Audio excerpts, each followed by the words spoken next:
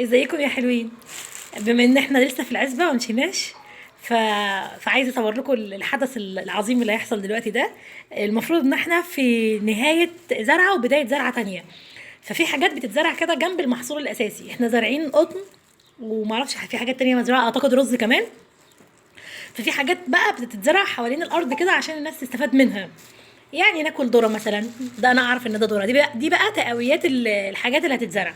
انا اعرف ده ذره، ده ذره اصفر، وده ذره احمر.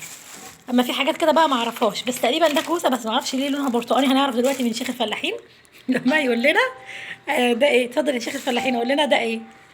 شيخ الفلاحين راجل اه محال ودماء بعد شيخ فلاحين، مش لا حول مشكله، ولا قوة إلا بما بالله اننا في العلي العزبه العظيم. فعادي. من تواضع لله رفعه. اتفضل يا شيخ الفلاحين. دي ذرة أصفر، طبعا بيتعمل منه أعلاف، بس طعمه في القلي بسم الله ما شاء الله.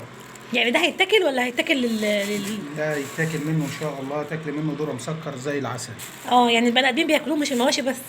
دي كركديه، طبعا شايفين منه الأحرف بتاعت الكركديه دي، التقاوي بتاعته اللي بتبقى موجودة جوه الثمرة بتاعته.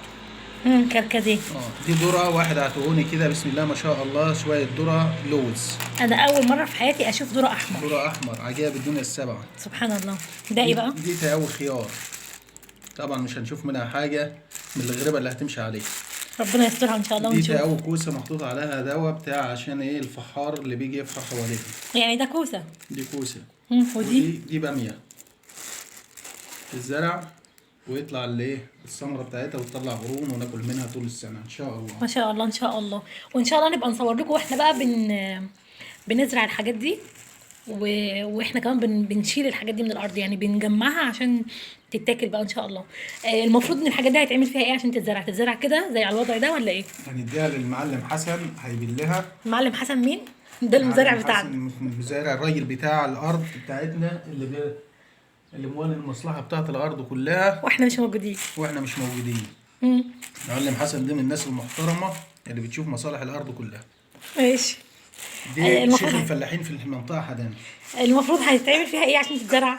هيبلها في كل حاجه في علبه لوحدها كده، وعشان يزرع كل حاجه المكان الواحد. طيب بتتبل وقت قد ايه؟ تقعد لها ساعه في الميه. ساعة بعد كده تتزرع وينزل عليها ميه في الارض. طب لو واحدة عايز تزرع في بيتها بقى تعمل ايه؟ تشتري الحاجات دي منين؟ تروح تهد البيت وتبني مكانه.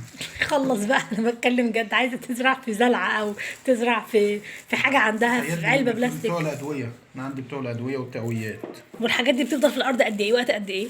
حسب ما دي بتقعد لها 4 اشهر ان شاء الله. 4 شهور؟ الكوسه بتقعد لها من 40 يوم وتطلع. ما شاء الله. طب والخيار؟ نفس القصه 40 يوم. طب كويس. يا رب تكونوا استفدتوا حاجة من اللي احنا قلناه ده، وان شاء الله هنبقى نصور لكم واحنا بنزرع الحاجات دي واحنا بنقلعها كمان. باي باي.